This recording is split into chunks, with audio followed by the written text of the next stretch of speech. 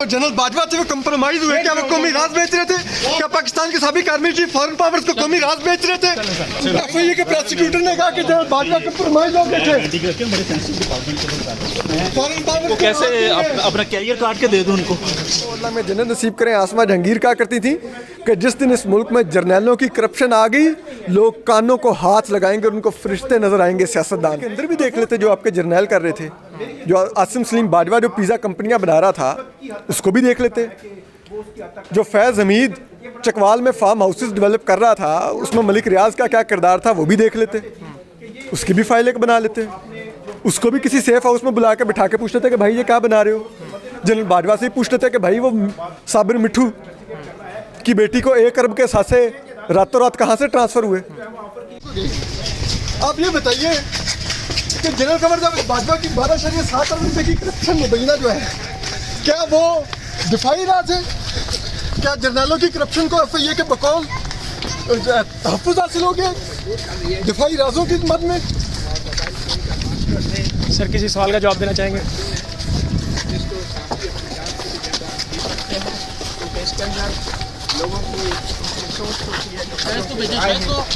के नाम होते हैं और उनकी जानों को खतरा भी हो सकता है। धक्के क्यों दे रहे हैं? धक्के ना दें। इसमें कहीं अपराध और कहीं सोर्सेज कहीं वैरायटी जानों का भी मसला है। जो इस्लामाबाद हाईकोर्ट के चीफ जस्टिस ने ले डाउन किए थे एसओपीज, उनको फॉलो किया शाहिद असलम को अरेस्ट करने के लिए?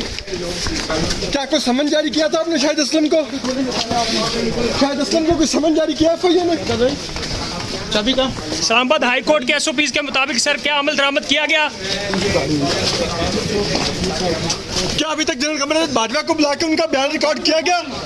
क्या पीछे से अहकामात आ रहे हैं कहीं से? क्या एफआईए फौजी एस्टेब्लिशमेंट के दबाव में है? असतूर साहब हैं, सीनियर साफ़ी सवालत कर रहे हैं, इनके किसी सवाल का कोई जवाब नहीं दिया जा रहा। और शाहिद असलम है जिनको अरेस्ट किया गया था एफआईए की तरफ से।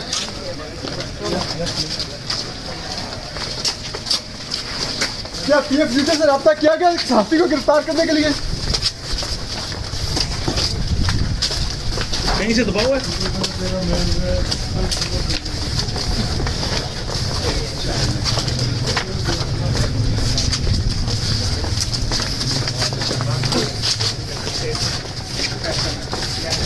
सर क्या एफआईए का यही तरीका है, बिना सबूतों के किसी को भी उठा लेना? ये जो बात सामने आ रही है, आराम से साहब बताइए जनरल बाजवा क्या साबिक आर्मी चीफ ने कौमी राज बेचे? सवाल नहीं, सवाल। जनरल कमर बाजवा अरबों की करप्शन होने के बाद जो उन्होंने 12.7 अरब की किया, आपने उनके खिलाफ कार्रवाई की? क्या जनरल कमर बाजवा के खिलाफ कार्रवाई की एफआईए ने? बुलाएं सर, सवालात का जवाब दें। क्या जनरल कमर बाजवा के खिलाफ कार्रवाई की एफआईए ने?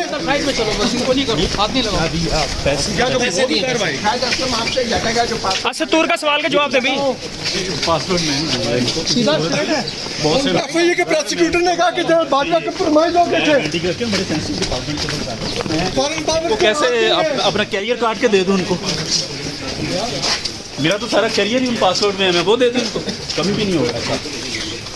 चीज़ आपने देखी है कि किस तरह सहाफ़ी शाहिद असलम को यहाँ पे लाया गया, उनका 2 रोज़ा जिस्मानी रिमांड मंजूर हुआ। असतूर ने सवालात किए एफआईए के हुकाम से, उनसे पूछा कि क्या आप इस सहाफ़ी को तो आपने पकड़ लिया, बगैर नोटिस दिए अरेस्ट कर लिया आपने, इनको धक्के भी मिले, हमें भी धक्के दिए गए, ये सारा आपने फुटेज में भी देख लिया होगा। असतूर मेरे साथ मौजूद हैं, तो पहले भी माजी में सहाफ़ियों के साथ ऐसा होता रहा है। असतूर ने सवाल किया एफआईए के हुकाम से कि क्या आपने जनरल बाजवा को भी बुला के शामिल तफ्तीश किया? क्या उनके इदारे ने भी उनसे तहकीकात की कि जी आपका 12 अरब रुपये से ज़्यादा डाटा लीक हुआ है, आपके टैक्स का डाटा लीक हुआ है, तो आप इसके ऊपर जवाब तलब दें? क्या उस वाले हुआ है? अच्छा तो भाई आपको तो जवाब नहीं मिला, क्या कहेंगे इस वाले से?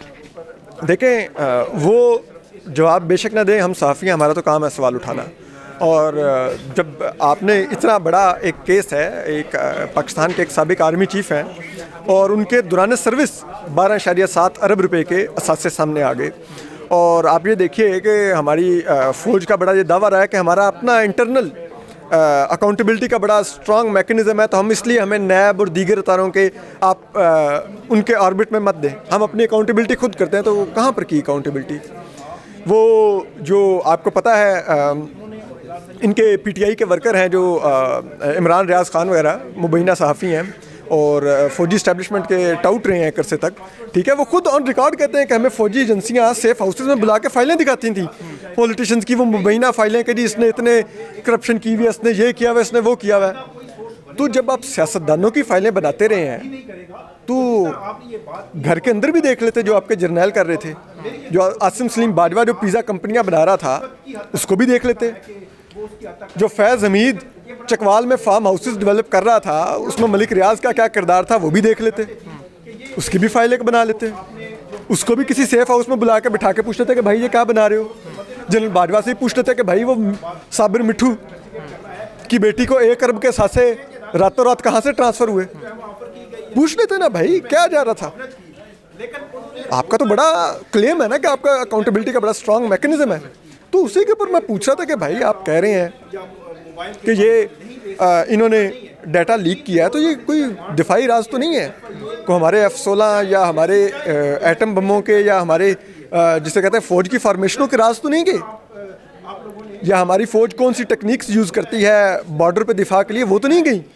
ये एक इंडिविजुअल जो कि सैलरीड पर्सन था और सैलरीड पर्सन होने की बुनियाद पे टैक्स पेयर था, पाकिस्तान की रियासत का मुलाजिम था, मेरे आपके टैक्स से तनख्वाह लेता था, उसका वो अपना सैलरी टैक्स का उसका डाटा था FBI में, तो वो अगर बाहर आ गया है तो कोई कौमी राज या दिफाई राज तो बाहर नहीं आया। सिर्फ ज़रब इस चीज़ को लगी है ना कि आप जो एक होली काव बने बैठे हैं, आपका असली चेहरा लोगों के सामने आया। वो अल्लाह में जन्नत नसीब करें आसमा जहांगीर कहा करती थी कि जिस दिन इस मुल्क में जर्नैलों की करप्शन आ गई लोग कानों को हाथ लगाएंगे, उनको फरिश्ते नज़र आएंगे सियासतदान, तो वो चीज़ें सामने आ रही हैं ना। तो इसमें क्या हो गया कि आप कार्रवाई शुरू कर दी है, लोग उठा रहे हैं, इलीगली उठा रहे हैं, ना किसी को समन कर रहे हैं, इवन कि आप जर्नलिस्टों के घरों तक पहुँच गए उनको अगवा कर रहे हैं, ये क्या है। मुझे 2 सवाल आपसे और पूछने हैं। एक तो ये कि मतीउल्लाह जान ने भी एक सवाल उठाया अदालत के सामने कि पार्लियामेंट के लोगों के भी असासे जो हैं वो भी आ चुके हैं, तो फौज तो उससे नीचे एक इदारा है, तो ये जो अहमद नूरानी की स्टोरी है और फिर अगर मुबैना तौर पे उन्होंने शाहिद असलम के ऊपर ये इल्ज़ाम लगा दे कि उन्होंने मावनत किया है, तो वो उन्होंने टैक्स डाटा लीक किया है, ये कोई गैर कानूनी काम है जो टैक्स हम पार्लियामेंट के लिए ना हमेशा एक वर्ड सुनते हैं कोर्ट्स के अंदर, पार्लियामेंट इज सॉवरन, ठीक है, कि पार्लियामेंट खुद मुख्तार है। फौज जो है वो तो इदारा भी नहीं है, वो एक डिपार्टमेंट है मिनिस्ट्री ऑफ डिफेंस और मिनिस्ट्री ऑफ इंटीरियर के अंडर, ठीक। जो सॉवरन पार्लियामेंट है, जो खुद मुख्तार है, उसको हम क्वेश्चन कर सकते हैं, उसके तमाम मेंबरान का डाटा हम पब्लिक कर सकते हैं, कोई कार्रवाई नहीं होती, ठीक है। जो और उन लोगों का डाटा जो हमारे अपने वोट से मुंतखब होते हैं, मेरे आपके मैंडेट की नुमाइंदगी करते हैं, हम उनकी तजलील करते हैं, ठीक है। लेकिन वो जो मेरे आपके टैक्स से पैसे लेते हैं, तनख्वाह लेते हैं, हमारे टैक्स पर जिंदा हैं, उनसे हम सवाल नहीं कर सकते कि ये आपने पैसे कहाँ से बनाए, वो हमें जवाबदेह नहीं है। जो हमारे वोट से मुंतखब हुआ वो हमें जवाबदेह है, लेकिन जो हमसे पैसे लेता है वो हमें जवाबदेह नहीं है। आप अंदाज़ा कीजिए आप क्या प्रेसिडेंट सेट कर रहे हैं इस मुल्क के अंदर, ठीक है। और फिर कहते हैं कि नहीं हम 21 फरवरी से पहले तक तो सियासत में मुलव्विस थे। जनरल बाजवा खुद इतराफ़ करके गए और बतौर आर्मी चीफ इतराफ़ करके गए, जो कि इटसेल्फ एक आर्टिकल 6 का मुकदमा है, उनकी वो तकरीर, ठीक है। उनको नहीं आप क्वेश्चन कर सकते कि 21 मुबैना तौर पर 21 फरवरी तक जो 2021 तक आप सियासत कर रहे थे, आप जो गैर कानूनी काम कर रहे थे और जो उसमें आपने इतने अरबों मुबैना तौर पर बना लिए, उनसे नहीं हम ये सवाल कर सकते, ठीक है। भाई मुझे एक और बता दें, ये इसे आप इत्तफा भी कर सकते हैं, इख्तलाफ भी कर सकते हैं। आज शाहिद असलम को पेश किया गया, आप भी आए, बाकी सहाफ़ी भी आए, क्या हमारे सहाफ़ियों में बंटवारा नहीं है? अरशद शरीफ का मर्डर हुआ और हम लोग कहाँ खड़े थे? क्या हमारे अंदर ग्रुपिंग है कि हम एक ग्रुप का कोई बंदा उठा लिया जाता तो उसके साथ पेश होते हैं, दूसरा ग्रुप का उठा लिया जाता तो हम उसके साथ नहीं जाते? क्या आज यहाँ पे इमरान रियाज खान या दूसरा आता तो क्या आप आते? क्या अरशद शरीफ का मामला जो हुआ उनको शहीद कर दिया गया, उनके ऊपर भी मुबैना तौर पर लोगों के यही मतलब तहफ़्फ़ुज़ात हैं कि कहीं ना कहीं जो उनकी वालदा ने नाम दिया उनमें भी जर्नलों के नाम है, तो आप वहाँ खड़े होते हैं? अगर अरशद शरीफ का मामला तो हो गया, अगर क्या आज इमरान रियाज खान जिनके पे मुकदमे हो या सिद्दीक जान या कोई और लोग आते तो तब भी आप आते? अच्छा देखें, पहली बात यह है कि अरशद शरीफ साहब का जहाँ तक बात आ गई, जहाँ तक उनकी शहादत की बात है, आप मेरे YouTube चैनल पे जा सकते हैं। मैंने उन पे 5 वीलॉग्स किए हैं उनके मर्डर पर, ठीक है, और आप वो देख लें, आपको उससे मेरी लाइन का अंदाज़ा हो जाएगा। मैं उनके साथ खड़ा था, उनकी फैमिली के साथ खड़ा था, उनके जनाजे पर भी गया था। बावजूद इसके कि वहाँ पर एक बहुत बड़ी तादाद में वो लोग थे जो मुझे नापसंद करते हैं, कुछ लोगों ने मिसबिहेव भी किया, लेकिन मैं गया क्योंकि वो मेरा एक सहाफ़ी भाई था, शहीद हुआ था। ठीक है, अब आप आ जाए इमरान रियाज खान साहब वगैरह पे। माजरत के साथ मैं उनको सहाफ़ी नहीं मानता। उनके खिलाफ जो केसेस हैं वो फ्रीडम ऑफ प्रेस में नहीं आते, वो उनकी फ्रीडम ऑफ पॉलिटिकल एफिलिएशन में आते हैं, जो कि अगेन एक कॉन्स्टिट्यूशनल राइट है पाकिस्तान के हर शहरी के पास कि वो पीटीआई से सियासी वाबस्तगी इख्तियार करना चाहता है, पीएमएलएन से करना चाहता है, पीपल्स पार्टी से चाहता है, जेयूआईएफ से चाहता है, जिससे भी चाहता है। उनका वो केस है। वो मेरे लिए सहाफ़ी का केस नहीं है कि मैं उनके लिए आके खड़ा हो जाऊँ। वो मेरे लिए उनकी पॉलिटिकल एफिलिएशन का केस है। ठीक है, उसमें उनकी सियासी जमात उनके साथ खड़ी हो, राइट है। जहाँ तक बात रह गई, आपने कहा कि हम सहाफ़ियों में एक डिवाइड है, बिल्कुल है, मैं इसको नहीं डिनाई करता। उसकी एक वजह है, ये अगेन ये जो इमरान रियाज खान साहब वगैरह की आपने बात की, अगर for the sake of argument मैं इनको सहाफ़ी मान भी लूँ, ठीक, ये लोग उन इदारों के बेनिफिशरी हैं। इन्होंने जो कहते हैं ना, मैं 2-2 महीने में एक फार्म हाउस बनाता हूँ 8-8 करोड़ का, और साथ ये भी बताते हैं कि मैं उनके सेफ हाउसेज में जाकर फाइलें देखता था और फिर उन फाइलों की बेस पे आके प्रोग्राम करता था। ये लोग इन इदारों के बेनिफिशरी हैं। जब ये इदारे सहाफ़त का गला घूंट रहे थे, जब ये मतीउल्लाह जान को अगवा कर रहे थे, जब ये अबसार आलम को गोली मार रहे थे, जब ये हामिद मीर को गोलियां मार रहे थे, ये लोग उनके सेफ हाउसेज में बैठे हुए थे। जो मुकदमा था इमरान रियाज खान पे, वो तो ये कहते हैं कि ये भी इन्होंने किया है, जिनके आप कह रहे हैं कि ये बेनिफिशरी रहे हैं, उन इदारों ने। तो मैं यही कह रहा हूँ ना, ये तो वो उनकी आपस की लड़ाई है। ये फ्रीडम, मैं यही आपको कह रहा हूँ, ये फ्रीडम ऑफ प्रेस का केस नहीं है सर। फ्रीडम ऑफ प्रेस का केस ये था, मतीउल्लाह जान थे, हामिद मीर साहब थे, ठीक है, इमरान शफकत थे, रज़ी दादा थे, आमिर मीर थे, रज़ा वारिस थे कराची से, ठीक है। ये फ्रीडम ऑफ प्रेस का केस था। माजरत के साथ, जो लोग, इनमें से कोई भी ऐसा नहीं है, उमर चीमा थे, इनमें से कोई, अहमद नूरानी थे, इनमें से कोई भी ऐसा नहीं है जिसके बारे में कहा जा सके ये फ़ौज के सेफ हाउसेज में जाता था, वहाँ पे फाइलें देखता था और बाहर आके स्टोरियाँ करता था। ठीक है, आप लोग, जो लोग जिनकी आप बात कर रहे हैं, वो तो बेनिफिशरी है यार उनके।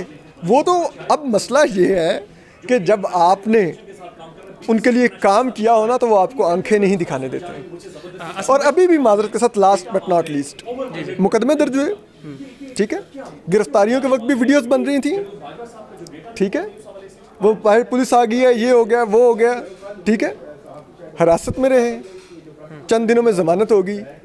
आप बताइए, मतीउल्लाह जान जब अगवा हुए थे, दिन दिहाड़े इस्लामाबाद से अगवा हुए थे, किसी ने वीडियो बनाने दी थी? ठीक है, इनको अभी भी बड़े प्यार से ट्रीट किया गया, क्योंकि बच्चे अपने हैं, कल को फिर गोद में आ जाने हैं। जैसे मुझे ये थोड़ा सा इसमें क्लियर कर दें कि जो बंटवारे वाली बात है जिससे मैं कर रहा हूँ, ये उसी से रिलेटेड है कि एक हमें इल्ज़ाम लगता है कि जैसे आप कह रहे हैं कि वो तर्जमान है एक पार्टी के, मैं उनको साफ़ी नहीं मानता।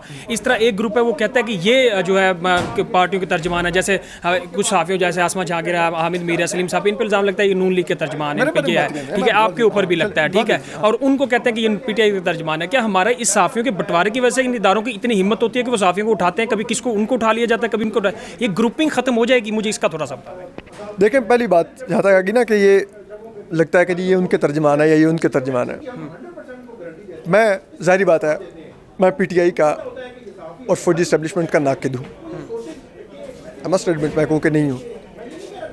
मेरी उस तनकीद का इनडायरेक्टली दूसरी सियासी जमातों को फ़ायदा होता होगा, ठीक है। अगर ये आपके मुखालिफ हैं